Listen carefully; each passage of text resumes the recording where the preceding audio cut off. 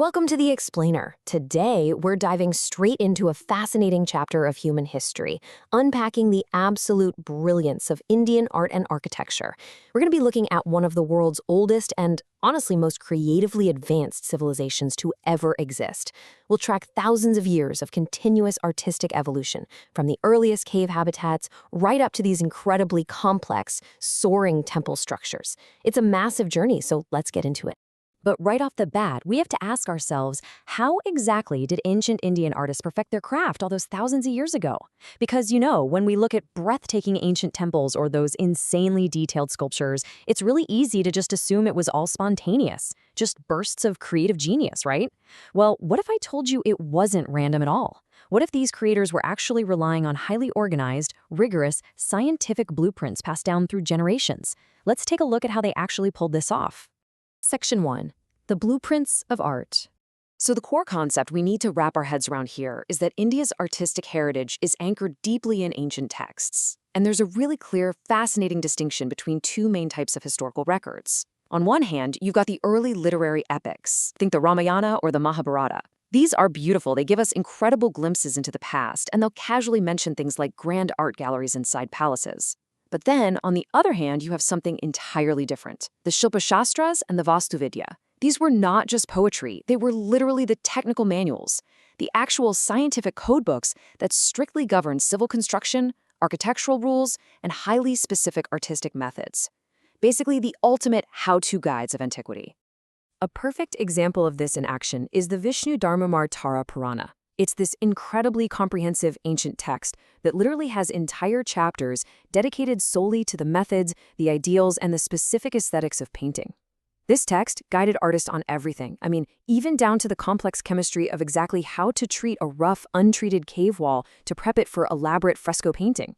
This wasn't guesswork, it was traditional knowledge meticulously passed down to ensure these exact techniques survived.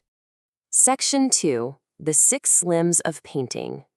So we know about the technical manuals for prepping the canvas, but what about the actual rules for making the art look good? Well, enter Vatsyayana's Shadanga. This translates to the 6 limbs of painting, and it was detailed in the Kama Sutra around the 2nd century CE. Ancient Indian artists literally had to memorize and flawlessly execute these 6 specific elements. We're talking Rupabheda, Pramana, which is all about valid perception and measure, Bhava, which is capturing the actual feeling or emotion, Lavanya Yojana, the infusion of grace, Sadrishyam, focusing on similarities, and Varnika Bhanga, which is the absolute mastery over identifying and mixing colors. Together, these 6 limbs created this rock-solid structural framework for ancient aesthetics. Let's just zoom in on the very first limb for a second, Rupabheda. This translates to the perception of difference in appearance. Now, that might sound pretty simple on the surface, but it actually forced the ancient artists to become an elite observer of reality. They had to acutely observe and then replicate the absolute subtlest physical differences in the world around them. We're talking the difference between the texture of a fragile leaf and human skin, or those tiny, subtle variations in light and shadow. It demanded a totally scientific level of observation way before a single drop of paint ever touched a surface. Section 3. Indus Valley Town Planning. Now, let's shift gears a bit and look at the physical application of all this structure. Because long before those artistic texts were even written down, a highly organized, structured mindset was already hardwired into this civilization. We can see it going back over 4,000 years to the Indus Valley. We're talking about massive settlements like Harappa and Mohenjo-daro, laid out in strict grid-like patterns. They had perfectly organized houses, huge storage facilities, sophisticated public baths, and underground drainage systems that were so highly developed they honestly rival some modern cities today. So their structural brilliance didn't just apply to painting, it was baked into how they actually lived every single day. And this structural brilliance translates perfectly to their early mastery of physical mediums, too. Just take a look at the famous bust of a bearded priest from the Indus Valley. It's carved out of steatite stone. Notice the really sophisticated modeling of the face, that totally naturalistic pose, and the intricate trefoil pattern carved into his shawl. The eyes and arms were even carved separately and then socketed perfectly into drilled holes. It is just an absolutely stunning, brilliant example of how they handled three-dimensional volume early on. Section 4. Mastering Bronze and Stone. as the centuries rolled by, this civilization's grip on complex metallurgy just kept getting stronger. Check out the exquisite beauty of this bronze Nataraja sculpture. Indian sculptors achieved total mastery over the bronze medium. And remember, bronze is an alloy, so they were expertly mixing copper, zinc, and tin. This level of metallurgical science is what allowed them to create these incredibly dynamic, moving figures that just have astonishing aesthetic appeal. And they use this tech for everything, from profound sacred icons to beautifully crafted everyday utensils. But how exactly did they make something as insanely complex as the Nataraja, or that famous dancing girl of Mohenjo-Daro? Let's break down the steps because it's fascinating. They utilized this highly advanced technique called the Cire-Perdue or lost wax process. First, they'd mix up their precise bronze alloy. Then they sculpted the figure out of wax, covered that wax entirely in clay, and baked it. The heat melted the wax, which poured out, hence the name lost wax, and then they would pour the molten bronze straight into that empty clay mold. It is a highly technical, multi-step engineering process utilized purely in the pursuit of art. Section 5. Evolution of Indian Murals. All right, so now that we've really unpacked the blueprints and the techniques, let's zoom out and trace this incredible visual journey across the subcontinent. Watching this evolution build over such an astonishing scale of human history is honestly mind-blowing.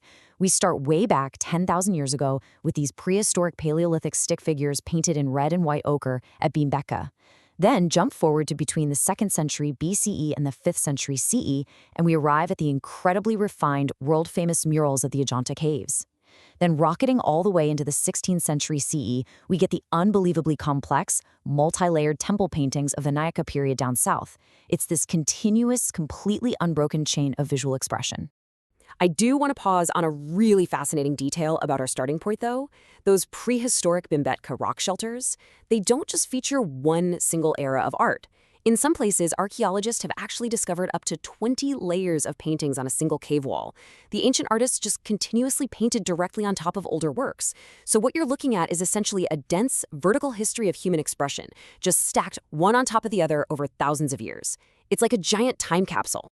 Jumping forward again to the Ajanta caves, these pieces are just the perfect illustration of those 6 limbs of aesthetic theory we talked about earlier, actually put into practice.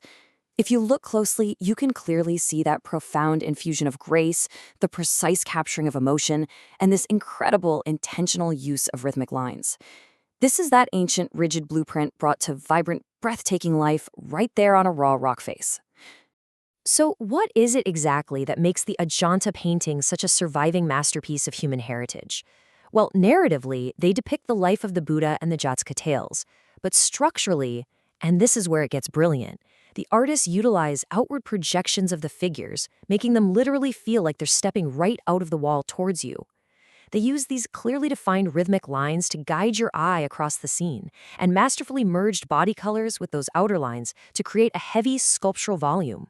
They were essentially painting 3-dimensional sculptures on a totally flat 2-dimensional wall. It's genius. As we wrap up this explainer, we've seen how the incredible art and architecture of ancient India were definitely not accidents. They were the result of rigorous blueprints, really profound observation, and generational knowledge, which leaves us with a pretty provocative thought to end on.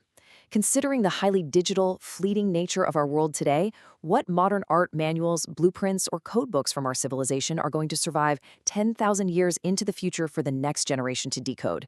Definitely something to think about. Thanks for joining me on this journey through the blueprints of antiquity, and keep exploring.